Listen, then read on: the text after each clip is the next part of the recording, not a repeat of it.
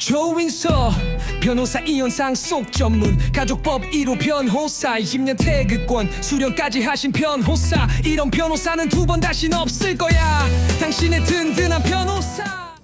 네, 오늘은 바샤 커피를 준비했어요.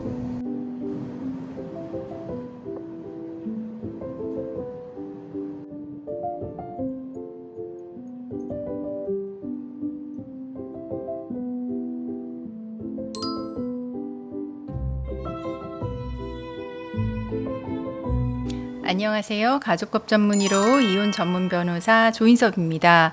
오늘 사연은 사실 마음이 좀 무겁습니다. 남편이 굉장히 가정을 위해서 헌신적으로 살아왔고 부인의 무관심과 이기적인 마음 때문에 이혼을 하고 싶어 하는데 부인은 이혼하면 나는 자살해버리겠다 이렇게 이야기를 하고 있는 사연이거든요.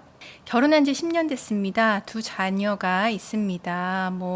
7살, 10살 이 정도 자녀가 있는데 아내는 전업주부고 집은 결혼할 때 남편이 마련을 했어요. 네, 아내의 입장에서는 혼수 정도 조금 마련해 온 것밖에는 없는 상황인 거죠.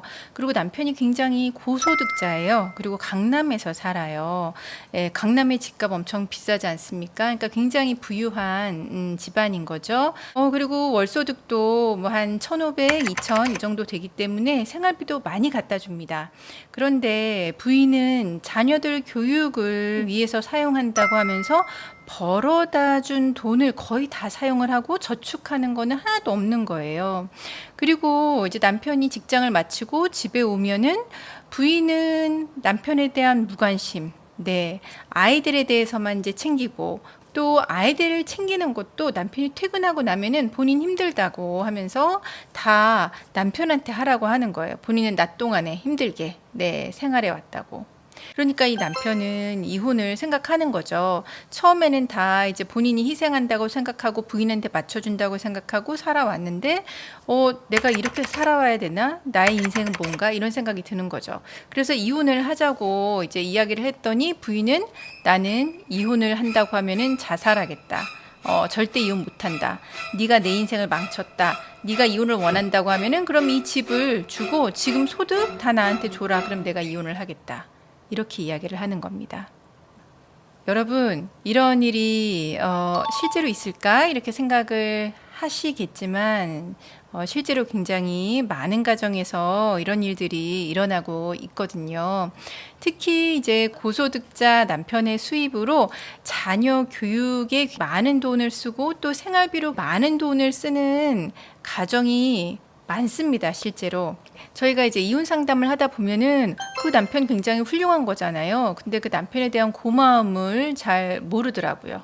남편 입장에서 저희가 상담을 할 때는 고마움을 모르는 부인 때문에 지쳐서 이혼을 원한다라고 하는 경우가 굉장히 많아요.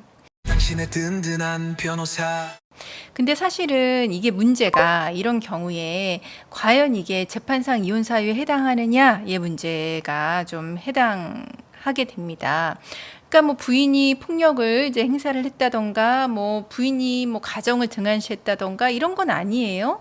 근데 이제 남편 입장에서는 내가 이렇게 돈을 벌어서 돈을 다 갖다 주고 쓰고 이런 게 의미가 없는 거죠. 사실 어떻게 생각하면 굉장히 가치관의 차이, 성격 차이로 인해서 혼인 생활을 유지하기가 어렵다라고 하는 건데 단지 그것만으로는 재판상 이혼 사유가 되지 않는다라고 하는 거가 좀 문제가 되는 겁니다.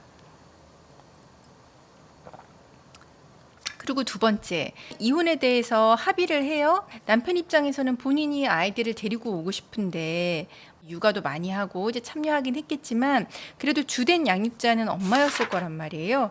그러면 이게 재판으로 가면 친권 양육권이 엄마한테 갈 가능성이 많아지는 거예요. 심지어 이혼을 하게 되면 혼인 기간이 거의 10년이 넘었습니다.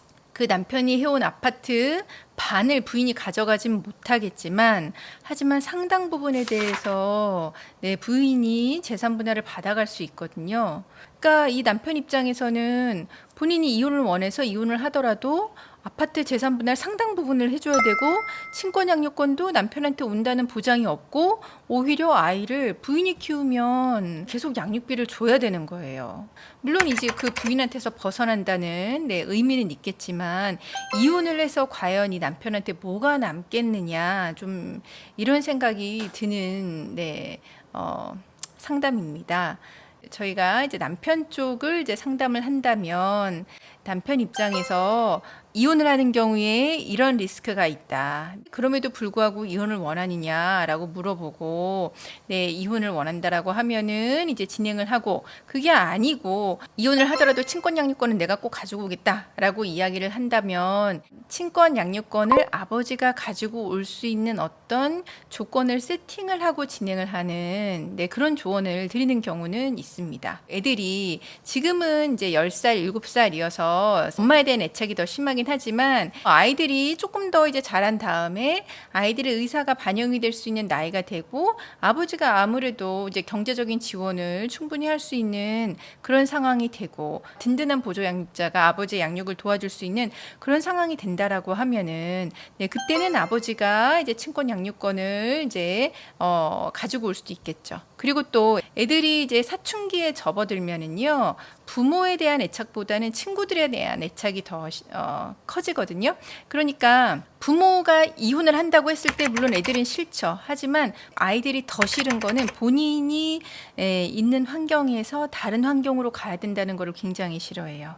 아버지가 경제적인 능력이 있고 아버지 명의 집이니까 이 집에서 애들이 거주할 수 있는 환경이 된다면 아이들은 아버지를 선택할 가능성이 높아지는 겁니다. 지금 당장은 친권 양육권에서 아빠가 불리하지만 일단 아빠가 좀 더 유리할 수 있는 조건으로 이제 저희가 만든 다음에 진행을 한다라고 하면은 아버지한테 좀 더 유리할 수 있다. 일단은 부부 상담이나 이런 걸 통해서 부인이랑 관계 회복을 한번 해보려고도 노력을 해보시고요. 좋아지지 않는다고 하더라도 나중에 재판상 이혼으로 갔을 때 그것도 하나의 증거가 될 수가 있어요. 왜냐하면은 우리 사이가 이렇게 안 좋고 가치관의 차이가 많이 나가지고 부부 상담을 이렇게 많이 받았는데 전혀 좁혀지지 않고 이제 나아지는 게 하나도 없었다. 그러면은 그거는 극심한 성격 차이로 인한 이혼에 해당해서 재판상 이혼 사유에도 이제 해당할 수가 있거든요.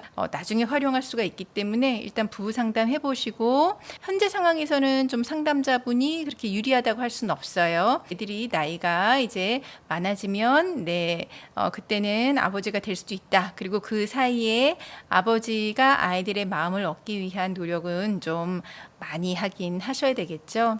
지금 당장 하면은 나한테 좀 불리할 수 있으니까 좀 조건을 만든 다음에 이혼을 할 때 하시더라도 그때 가서 하셔라 좀 조언을 드리고 싶습니다. 당신의 든든한 변호사. 이혼을 고민할 정도로 지쳐있는 상황 누구나 올 수 있죠. 그 상황에서 나를 위한 최선의 선택을 하는 거 그리고 이제 내가 이제 선택을 한다고 했을 때 그 조건을 만드는 거 전문가와 함께 하시는 게 필요할 것 같긴 합니다. 오늘 내용 좋으셨으면 구독과 좋아요 눌러주세요. 감사합니다.